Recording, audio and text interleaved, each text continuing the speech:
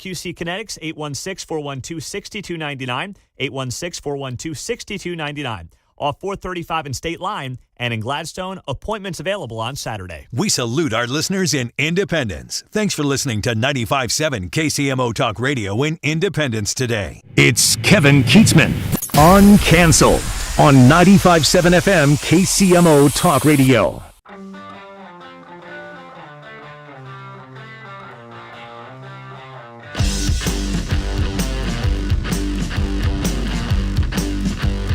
Good morning, Kansas City. Welcome to Uncanceled on KCMO Talk Radio, 95.7 FM. It's great to have you with us on a glorious day. What a beautiful day and a beautiful weekend ahead. As we were just talking about, the best sports weekend of 2025, non-postseason. We all love the postseason weekends when the Chiefs are in the playoffs or the Royals are in the playoffs or something like that. But we do have the NASCAR playoffs this weekend in Kansas City, but it is an unbelievable sports weekend. A lot of folks going to be outside. This is the best weather of the year. It's going to be gorgeous, and we hope you get a smile on your face and maybe step back from some of the things that have brought us down a little bit today. We're going to have a great day today. We got a good show lined up for you today, including the governor of New York, hearing it from fans at the golf tournament in New York that are not happy with her. Nexstar is standing by its decision to not air Jimmy Kimmel. We'll tell you why. We'll check in with Mark a little bit later on to talk about his Seattle Mariners, who won their division, and their super slugger hit his 60th home run last night. He stayed up late to watch this. And, of course, we'll take your phone calls and talk about all the news of the day. We will start with just a little bit of red meat, which sort of overlapped from yesterday. I'm not going to spend much time on this, but I assume you've heard by now, and not a lot of people talking about this yet because we don't know exactly what's going to happen with this. But there are reports that James Comey, the former FBI director, is going to be indicted in Virginia in the coming days. And this is in relation to what Congress believes, or believed at the time, and now the FBI believes, was him lying in front of Congress in testimony in 2020. This will get very, very interesting. So we can look forward to that story over the coming days as one party keeps going after another, and the result of the left going after the right has, of course, been violence. And that's once again been the story of this week, as we saw the shooter in Dallas yesterday going after an ICE facility, and his family now saying, well, we didn't know that he hated ICE, or was that political or whatever. Well, no, because a lot of people don't talk about politics or share things, but they see things, they hear things, and they believe things. And many times they believe things that are untrue. And I'm going to start the show today with this monologue contrasting two different ways to fix the problem, because what we're all looking for is a solution. We'll start with the left and an expert on MSNBC. His name is Christopher O'Leary, and he's the analyst that discusses all things on there related to security and terrorism and intelligence. He's an analyst. This is their smartest guy, the smartest person that NBC News and MSNBC can find to discuss the reasons why people on the left are going crazy and shooting at our government, shooting at conservatives, shooting at anybody that they're mad at because they've been told these are awful people. Keeping in mind, as I read this to you, when I back this up and argue the other side of it, I'll point to a person like Charlie Kirk, who went on campus constantly and said, let's debate this. And how many videos are there of liberals coming in and Charlie Kirk asks them a question and they can't answer it and they don't know the issue and they get deeper into it and their answer is, well, just because. I don't like Trump just because. I think ICE is mean and they're breaking the law and this is militarization of our government and it's wrong. Nobody ever told these people that what ICE is doing right now is perfectly legal and that Democrats signed off on these laws that are being enforced. We'll get to that in a moment. The expert at MSNBC really got my attention when he said last night, again, his name is Christopher O'Leary. He said, you have to start looking at what policies you've implemented and what tactics you're using, because if you tone down the rhetoric, but you leave the other pieces in place, nothing's going to change. All right. So let's take that one sentence and let's break this down. You have to start looking at the policies you've implemented. Well, these aren't policies that are implemented. These are laws that are being followed.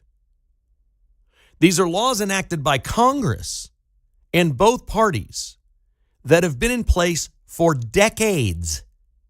This is not new. There seems to be tens of millions of people in this country that think illegal aliens are not illegal, or that illegal aliens are not something that can be enforced. We just allow it. Well, maybe I know there's a law in the book, but it's wrong. No, the law is never wrong. You hear Democrats all the time saying, we're a nation of the rule of law. Well, the rule of law is ICE can do what they're doing. The rule of law is Trump can send in the National Guard. The rule to Washington, D.C. and clean it up. The rule of law states that we can close the border and we can kick people out that are illegal. It's never, ever part of the discussion on the left. This man continued, and this is what he said, referring to the shooting of the ICE facility. So, terrorism is theater. It's intended to influence an audience beyond its immediate victims. It's putting a message out, and terrorism falls into three categories. One of those categories is politically motivated, and the politically motivated ones, it doesn't happen in a vacuum. It happens because conditions have been set that people start acting out against. Okay, now I won't disagree with that sentence, but the conditions have been set that people start acting out against, he's saying, are Trump's policies, that he's actually enforcing the law. My argument is people are acting out against, the conditions they're acting out against are conditions where they're being conditioned, literally the definition of the word, by media, and even worse, the politicians they adore on the left lying to them, or at worse than that, leaving out the actual information that they need to know. They can not like ICE. They can not like the police. If you're a bad person, you don't like the police. I'm always a little bit wary of someone who says they don't like the police. I'm like, really, what have you done? I don't worry about my privacy like I used to. I like my privacy, but I'm like, okay, what does my device know? What's my computer getting? What could the government find out? I got nothing to hide, folks. I'm not committing a crime anywhere. Since I'm not, I don't worry about these things. So what do we think about the people that really, really worry about these things? And I understand there's a lot of conservatives that are insanely private, want to be off the grid, don't want the government to know anything about them because they don't trust the government, that they think the government can come get them for no reason. But that's what they're playing to on the left right now, is the people on the left are being told, ICE can come get you. If they can go get a 5-year-old girl, this is a fake story that NBC has apologized for and corrected, use a 5-year-old girl as bait to lure her dad in so they can arrest him. That was the story, and it was not true. If they can convince you that's true, they can harden you to this. They can get you to act out. And as this expert says, conditions have been set that people start acting out. They do. This is really simple. This man goes on to say the conditions right now are distrust in institutions, and that's been building for quite some time. Agreed. How can we disagree on the facts of the matter? What he's arguing is what Donald Trump is doing right now is wrong, immoral, illegal. The conditions are set. The game has changed, forever changed. This is wrong, and people are going to act out against it. All they need to do on the left to stop this from happening is come clean, but they can't come clean because then they lose all their elections. This is what I want Democrats to say. They don't even have to admit that they're lying. They can go all Jimmy Kimmel and not even admit, hey, I lied, I'm wrong, I give you bad information. I want to know why, if you think terrorism is theater, and it's been going on well before Donald Trump, but this is going on now clearly because of the rhetoric that's being thrown around, Nazis, all the different names that they use against the right. We've gone through this a million times, the names that they call racist, xenophobe, that this is against the law, it's unconstitutional, it's un-American, one thing after another. What they never tell you on the left, in the media, never, not even as like the last sentence in a story at the New York Times, a nice little thing at the end. Donald Trump has broken no law, and every one of the things that's been written about in this story is legal. There are laws on the books. Why can't people on the left say, well, this is legal what he's doing, we just don't like it? Because the hard part is they have to change the laws. And it is easier for the left to enrage the craziest among them to go out and kill and burn and riot and do all the things that are happening out there, it's easier to get them to do that than to change the laws. They're never going to change these laws. Americans will not stand for open borders by law. They won't. They won't stand for people coming in undocumented, being legal citizens. They will not. The polling's very clear on this. We have 250 years of tradition in history in this country that tells us who and what we are. We are our own nation with our own laws, with our own culture, our own history, our own beliefs. And you're not going to change that. The only way to change that is to break this down some other way. And that's what they're doing on the left. They can't do it by changing the laws. They think they can do it by creating chaos and fear, or as this man said, right there out in the open, distrust in institution and terrorism as theater. This man is an expert on security and intelligence. His name is Christopher O'Leary. He makes a lot of money doing this. And he said the quiet part out loud. But people on the left hear these words and they hear them entirely differently because nobody has ever told any of them that we have laws. And ICE is not breaking the law. Do you think if ICE was rounding up American citizens getting ready to deport them, we wouldn't have seen that by now? Do you think there wouldn't be stories on that? There wouldn't be lawsuits? It would be Donald Trump. Here's the thing that Republicans have. When Republicans are in charge, they have to follow every letter of the law. Democrats don't. They control the narrative with people that the government's bad, that this and that, and these are the good people. The liberals are the good people. We're just trying to help some people from El Salvador become citizens and have a better life. Forget the fact that some of them have killed some people here, but we're just trying to help them out. There are laws on the books. This is very clear, folks, and they never want to talk about on the left. Every time you ask them about a solution, they're going to point to Trump and say, well, if he changed his ways and ICE would stand down and the police wouldn't do this and the National Guard weren't there, we wouldn't have this problem. But you know what? You wouldn't have that problem if you weren't motivating people on the left to believe these things are illegal, that the president has no right to do this. Explain to people on the left that there are laws, and Democrats voted for those laws. Many of those Democrats are still senators. One of them was president of the United States. He just left a few months ago. He voted for all these immigration laws. Barack Obama deported more illegal aliens than Donald Trump has. Fact. He did that. None of these people on the left that are shooting up ICE facilities know that. They don't share it now. They're blinding these people with what? Their two favorite words: misinformation and disinformation. Something we on the right never heard of until a few years ago. We heard the term propaganda and thought of the Soviet Union or the Nazis or whatever. But when they start defining this and saying the right's got misinformation and disinformation, they always tell you what they're doing long before the effect of what they're doing takes place. And the effect of the media and the politicians on the left, the words they have said, the way they have misled Democrat voters that Donald Trump is an illegal, well, the last time they said he was an illegitimate and illegal president, that he didn't win the election, right? So we got that for 4 years. We got impeachments. We got everything else. Now America's like, we're pretty good with this guy in charge. We've watched him. We don't think he's a nefarious person. We think he's pretty common sense. And yeah, he's a little bombastic at times. But you know what? We're America. We probably should be a little bit out front. And that's okay. They trust him. And the people on the left are still, between the media and the Democrat politicians, saying to the most extreme voters that they have, this is injustice. This is wrong. They've moved on from racial injustice. Now it's injustice for illegals. And ICE needs to be shut down. And this guy's on there blaming Donald Trump for his tactics with ICE, enforcing our laws, saying that's what's getting people killed. This is not hard to figure out if you take a look at it. The problem is 90% of people in this country don't look at these things. All they do is hear something.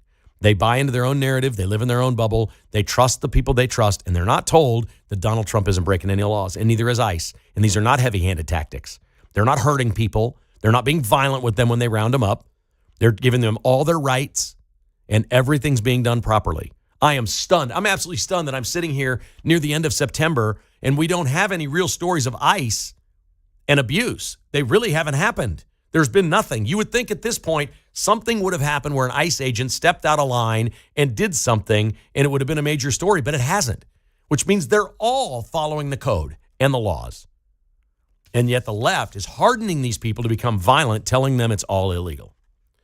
913-408-7957. If you'd like to join the conversation, I'll take your calls on that, or I got a million other topics today. I am loaded for bear. 913-408-7957. This is Uncanceled on KCMO Talk Radio.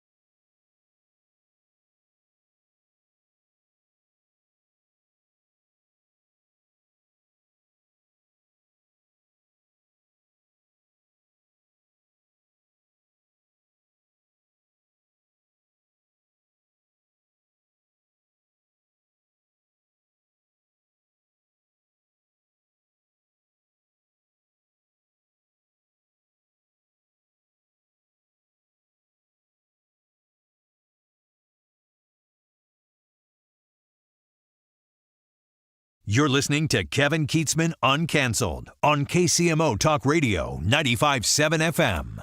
Yesterday at the Ryder Cup, they had a big ceremony with all the golfers there, and they introduced them all, and thousands of people were gathered around, and they played the Star-Spangled Banner, and the opera guy came out and sang it, and they had a flyover, and it was very patriotic. It's America versus Europeans. And at 3 points during the ceremony, they mentioned Governor Kathy Hochul, and they acknowledged her at one point where she was to wave to all the fans, and every single fan there booed her. This was on Long Island in New York, and they just let her have it. And then a couple of other speeches, they referenced her and thanked her for helping the host committee and things. And boo! And she smiled and waved. And it shows you that 8 little miles of Manhattan Island controls the entire state of New York. That is indeed the way it is. Let's go to the phones, and we got Cemetery Mark on the line. What's up, Mark? How you doing today?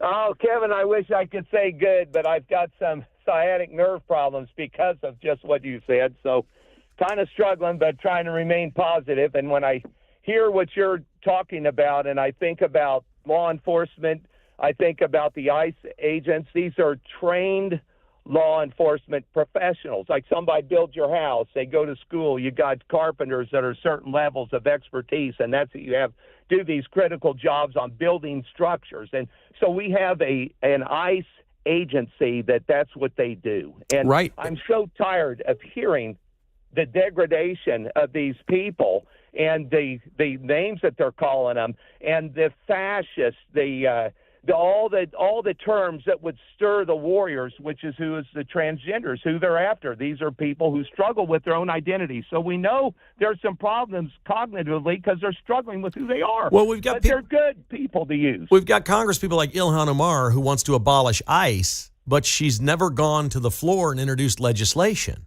Yes. I don't think she knows her job is to go change the law. If this is what she believes, let's put it to a vote and see how it goes. Don't sit there publicly and enrage people and say this is illegal, it's immoral, it's wrong, it's scary, your government's coming for you, and we have to abolish ICE. When she says abolish ICE, she means go shoot it up.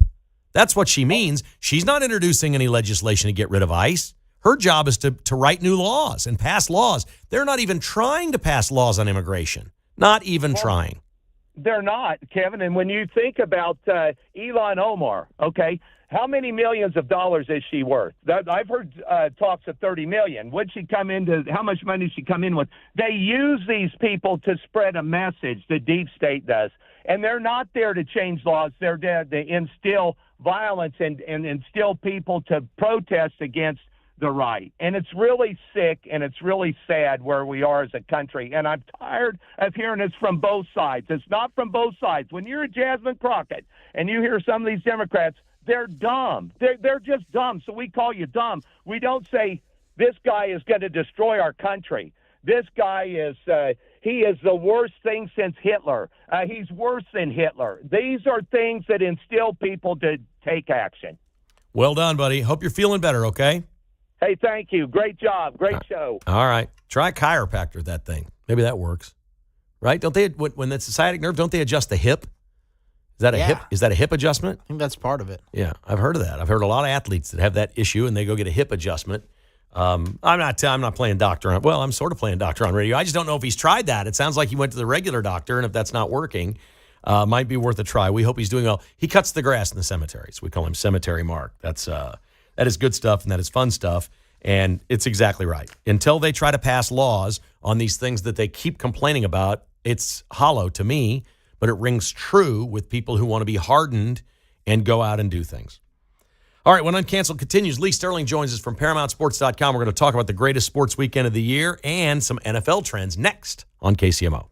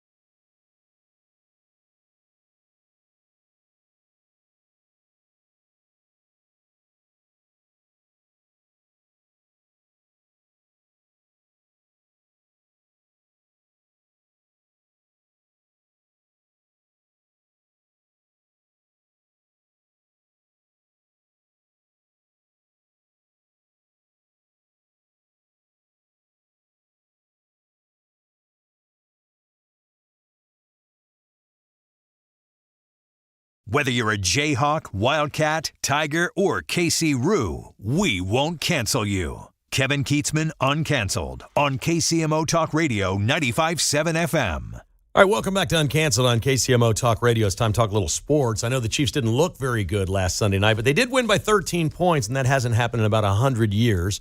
So we will take it. A huge game this weekend, Chiefs and Ravens, and the loser's in real trouble. They'll be 1-3. We'll talk with our next guest about that toward the back of the segment. He is Lee Sterling of ParamountSports.com. I love talking sports with Lee. I've known him for 25 years. His nickname is the Sultan of South Beach. He's a prognosticator and handicapper by trade, but is always willing to talk about just about anything in the sports world. And he joins us now. Mr. Sterling, how are you, sir? I'm good. This might be, I hate to say it, this might be the best combination of games Saturday and Sunday we've seen. Opening week was great. I mean, some of those games were spectacular, the matchups, marquee programs. But Saturday, the afternoon and the evening window, you got games like Ole Miss, LSU, Texas A&M, Auburn, Georgia, Alabama, Ohio State, Washington, Indiana, Iowa, Penn State, Oregon, and then even in the Big 12, a lot of really good games, So, I mean, it's loaded there. And then you get Philadelphia, Tampa Bay, the two undefeated teams, and then the two teams you talked about, Baltimore and Kansas City. Big game. You go 1-3, you're in big trouble. It's going to be tough to make the playoffs. And in addition to that, it's the final weekend of the Major League Baseball season, and the wild cards are coming down to the end.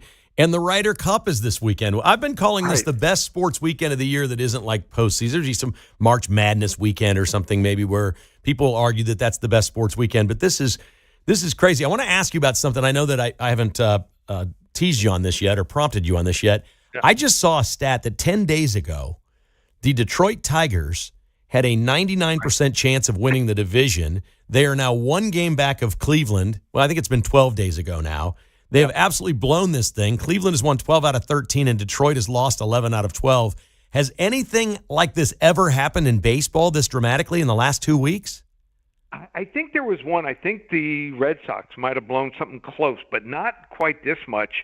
They had a bigger lead to overcome, but it was over maybe 45, 50 days. But I've never seen anything like this in a week and a half's time where a team is totally gone in the tank and another team has come out of nowhere. I think the reason Cleveland's come out of nowhere is good young pitching and finally come around all at once and timely hitting. So just shows you got to play all 162 games sometimes. I think the one loss in that streak for Cleveland was to the Royals.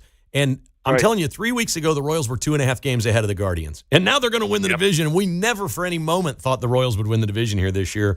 This is absolutely crazy. So you referenced all those games that are coming up this weekend in football, which is fantastic.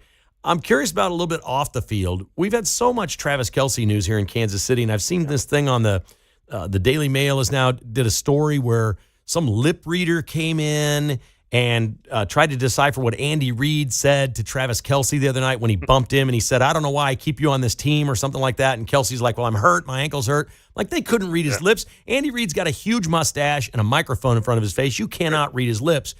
Is the rest of the world burnt out on Travis Kelce? Because we get so much Kelce news here in Kansas City. We don't know how the rest of the world feels. What do people in Florida and around the country think about the Chiefs and Travis Kelce? I think so. I mean, he's one of your greatest players of all time. He's been a part of so many Super Bowls. So, yeah, I think so. And also one of the other, if he was playing at a high level, then I think people would not get burned out, especially even the Kansas City fans, because great play can overmatch some of those things. But problem is right now he looks the same in a uniform. Problem is, you a couple years ago compared to now, this is just not the same player. So it's kind of sad to see that, but hopefully they keep winning and he can pick it up. But right now, his play and also, I mean, the theatrics and things going on are not what people want to see. No, this is so crazy because we were always flyover country, and we, for years, I did sports radio for 25 years, and everybody would say, every caller, every time, nobody pays attention to Kansas City. Nobody. Now that's all they do is pay attention to Kansas City. Josh Allen is the quarterback for the Buffalo Bills. He took his entire team this offseason to Costa Rica, and nobody knew about it until just recently it came out. I'm like, can you imagine if Travis Kelce took the entire team to Costa Rica? Right. You'd know before they got there. It'd be on social media. I mean, it would be everywhere. But Josh Allen's a pretty good guy, pretty darn good guy. Yeah. And if he wasn't on Buffalo, I'm sure the Miami fans like me and the Kansas City fans would even like him even more. But it's tough. It's tough to hate this guy. So, yeah, love what he's doing. All right, you mentioned the Eagles play Tampa this week and 2 3-0 teams in the NFC. Drew Brees, the Hall of Fame quarterback that everybody knows about, another terrific guy, ripped the Eagles' offense, basically saying they can't keep winning. They're 3-0, but they can't keep winning with their offense the way it is. We know how many times they push it in a game, and they don't really throw the ball downfield at all. Is that true, or are the Eagles a throwback with enough defense and enough savvy with their short yardage conversions that they can keep winning the way they're going? What do you think of the Eagles? I think we're going to see some regression. I think you're going to start seeing them lose games. They've been able to get away with it, win a lot of close games, but NFL stands for not for long. You saw, for so many years, Kansas City looked so good and they were finding ways to win. This year's been a little bit different, so you fall off a little bit, and I think they've fallen off on defense. They lost 5 starters to free agency. The guys they've, plucking in there, maybe not quite at that next level. They've been lucky. Like I said, they've had the same head coach and the same quarterback, but I think teams are starting to figure them out here, and they're gearing up for them. So I think you're going to start seeing some regression here as the season winds down. Lee Sterling is our guest. He's with ParamountSports.com. Online, it's ParamountSports.com. Lee Sterling, national handicap champion. He excels at finding point spreads. My guy, Mark Van Sickle, our producer, Lee, is so happy when you're on because now he's just the king of the parlays. And Mark, what did you have? You have a 12-teamer the other day. Did you really have 12 legs in a parlay? Yeah, I did. And you lost one of them? Just lost one of them. And so you win nothing. Exactly. Lee, help me out. Should he be doing this? Absolutely not. And not only should you be not to, I can honestly tell you as a professional bettor, I probably place 2 or 3 parlays a year. So here's the biggest mistake, and most people just don't understand the math. We're talking about just on a 2-team parlay. The odds of you winning are 4-1, both teams. More likely occurrence. So there's one way you win both. That's 25%, and that's if you're a 50-50 bettor. The other 2, you go 1-1, you win one or lose one the other way, and then the other ones you lose both of them. On a 4-1 chance, they're only paying you 13-5, not even 3-1, and then it goes up from there. A 3-teamer obviously is 6-1, 4-teamer, is 8-1, and they're just not paying you the right amount. So that, and then also player props. The biggest mistake is not only play them straight up, or once in a while play a 2-team parlay. You don't know how many people, I go to parties and they show up and they show me their screens of losing 4 to 12-team parlays where they lost one game. So if you're that good, limit yourself and you'll end up becoming a winner. And then on top of that, they do a lot of player props with the same team. Mm-hmm. So when you're doing player props with the same team, let's say, you like Philadelphia and you think they're going to score, some points. Well, you don't want to do Saquon Barkley to have a rushing touchdown and also Jalen Hurts to have a rushing touchdown and one of the receivers to have a receiving touchdown. Let's say they score 4 touchdowns, which is hard in the NFL. You have to correctly pick 3 of them. So it's either going to be Smith or Brown that score. Maybe they're tight end. They have a good tight end too. He scores and then you're busted. So you're basically betting against yourself when you do the same team more than 1 touchdown. So those are just some of the biggest mistakes I notice that bettors make. All right, I'm going to pick your brain on behalf of our listeners here with a couple of our local games. We got a big local weekend in the Kansas City area. KU, K-State, Missouri are all home. NASCAR has the playoffs at Kansas Speedway, and the Chiefs are hosting the Ravens. Let's start in Lawrence. The Kansas Jayhawks, they might be a threat in the Big 12. They're a 5-point favorite at home against Cincinnati. I don't know much about the Bearcats. Who you like in this one? Well, let me tell you a little bit about them. They should have beaten Nebraska that first game. 3 transfer receivers came in, and The receivers are this kid Allen, really good.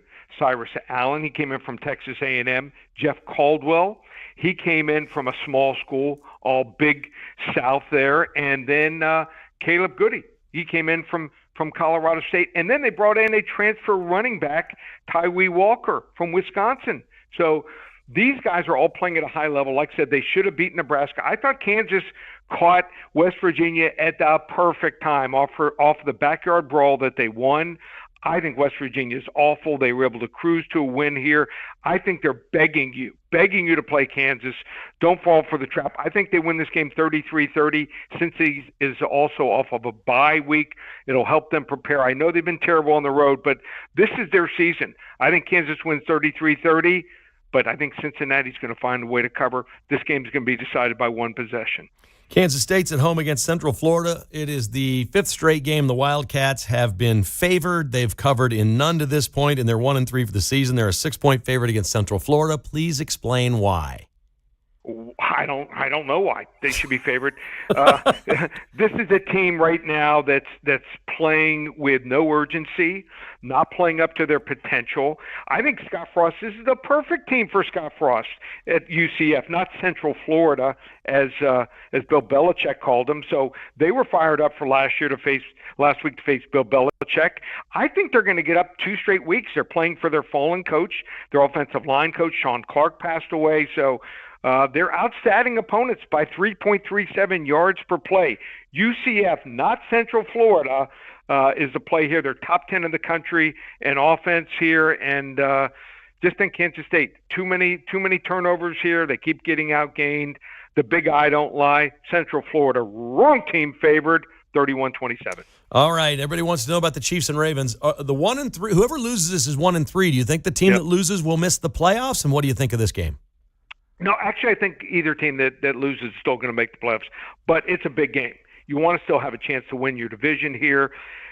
Biggest problem here for Baltimore, with 6 minutes remaining in the first half on Monday night, their offense only had 5 minutes time of possession. So if you're going to try to win games with a bad defense, you got to keep them off the field. They've been on the field too long, all playing Monday night. Last year, Kansas City was a 2.5-point favorite and won the game. Now the 2.5-point underdog. I don't think there's been a change in 5 points. These two teams, I think Kansas City's starting to get their mojo back. They faced one of the best defensive lines last week in the Giants. Not the best team, but one of the best defensive lines, and that's going to give them some confidence here. Another wrong team favored. The Chiefs get the job done here, 24-20. All right, Lee Sterling, your website is ParamountSports.com. What will people see if they go to your website? Football is front and center, obviously. You can get involved. We have the 1-week package. We call it September to Remember. My phone service through Monday night, just $97. If they use coupon code SAVE100, use the same coupon code we call it not October, we call it Locktober.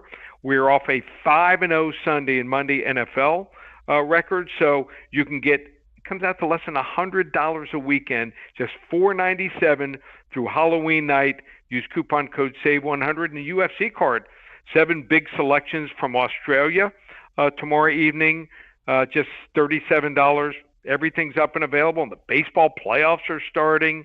Check it all out, just one place, ParamountSports.com. All right. Last week on the show, the games we asked you to predict, 3-0, and on my podcast, you were 5-0. Nice week, my friend. Thank you very much.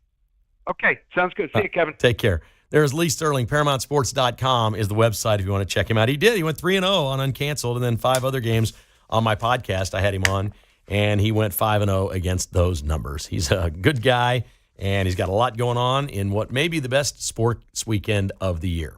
Uncanceled is brought to you by our friends at bestofferkc.com. To get a hold of bestofferkc.com, go to the website for more information or call 816-338-SOLD and learn about their compassionate service that they have with folks that need to sell a house quickly. No matter what, you have a reason you need to sell your house quickly. Sometimes it may sound like a good thing. You inherited a house, but you've lost a loved one. So you're mourning and you've got all this stuff on your plate. Maybe it's out of town or whatever, and Best Offer KC knows how to handle that for you. Sometimes it's a dangerous situation, like Stacy here in Kansas City, who had 2 children and was living in a house that was dangerous because the person that wasn't supposed to be near her kept coming back. and she needed to sell her house and move. They helped her move quickly, then got the house sold and got her money. She called back weeks later in tears saying, "Thank you so much for helping me out. My kids are safe. I'm safe. We feel better now that we're relocated. Everything is good." Sometimes you can't show your house. You can't fix your house. You can't even really pick it up and organize it to sell it. BestOfferKC.com will do all of that for you. They really do help you leave the hassle behind. Call 816-338-SOLD. That's 338-SOLD for BestOfferKC.com, helping you leave the hassle behind.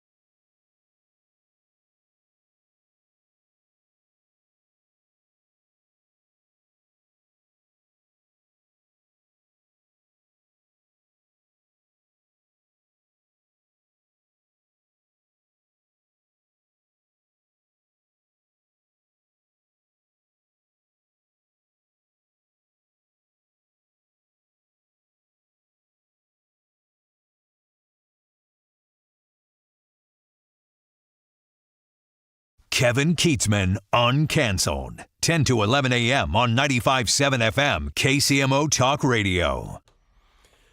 Time to check in with Mark Van Parlay. Did you glean any information from Lee Sterling at Paramount Sports to not play the 12-teamers? Yeah, I'll try to do less of that. I mean, the Packers, they just should have beat the Browns last weekend. So you hit 11 out of 12 and feel ripped off. I do. You bet $5, right? Yeah. So So it's not like I'm not going out there and spending $100 on those. Right, but imagine if you bet all 12 bets at $5 each. How much would you have won? $50, right? Yeah, that would have been a decent amount. That would have been pretty good. 11 out of 12, you should have some reward. That's really hard to do. Yeah. I think in Vegas, some of their parlays, they pay them down. Like if you get 9, 10, or 11 out of 12, you also get paid. It's just not as much. I've seen on DraftKings now they have, not that they're sponsoring this or anything, but they're doing a ghost leg now. So if you miss one, then you can get it back if you select for that parlay. So you have to get it right. But yeah. Okay. Well, there you go.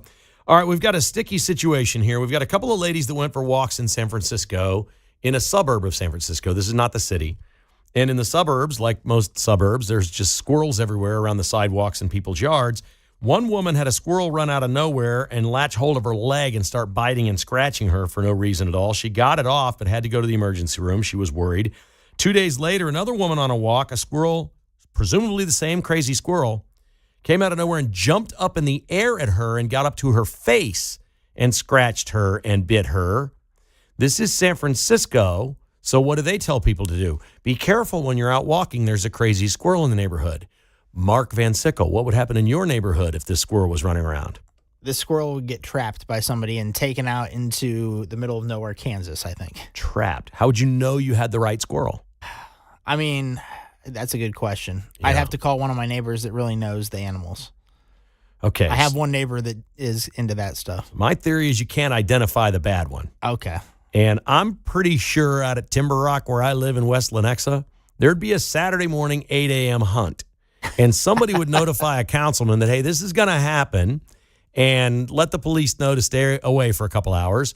I'm only talking about air rifles, not real rifles like the BB guns. Yeah. I'll bet you there'd be at least 50 guys in the neighborhood on an organized squirrel hunt that would kill at least 100 squirrels. We have so many of them. I don't think that hurts the population. I was just going to say that. Would we miss anything if they killed 100 squirrels in these people's neighborhood? We got way too many of these things. And all you really smart people that went to college and all the Nat Geo channels, I love all the nature shows. I understand every being, every animal, everybody's here for a reason. We don't need this many squirrels. We don't need this many Canada geese. Okay, we don't. There's no way. I don't know what squirrels add. They add something. I guess they help grow trees by burying nuts. I'm not sure. But we don't need this many squirrels. You don't think somebody in your neighborhood would try to kill that squirrel? Oh, yeah. I'm sure there would be somebody like that. Can you name the guy? Yeah. My guy across the street. Okay. I won't name names. You won't name the names. I love that. All right. What did you make of the Mariners? They won the division, buddy. Your team has won it, finally. How long's it been? 2001. I was a junior in high school. Wow. Crazy. And Cal Raleigh got his 60th home run. And they have to keep playing this weekend because they're trying to get the 1 seed? Yes. They're only one game behind the Blue Jays and Yankees right now. Are you concerned too many people are predicting them to be the dark horse World Series winner? I think that's fine. Let them play from behind. That's fine. Well, people are like, nobody's thinking about the Mariners, but now all of a sudden everybody's talking about the Mariners. That's true. I think they can do it. I think baseball is a very unpredictable postseason, which is kind of fun. Go Mariners. If the Royals can't be in, go Mariners. The Vince Show's coming up next. Thanks for listening to Uncanceled.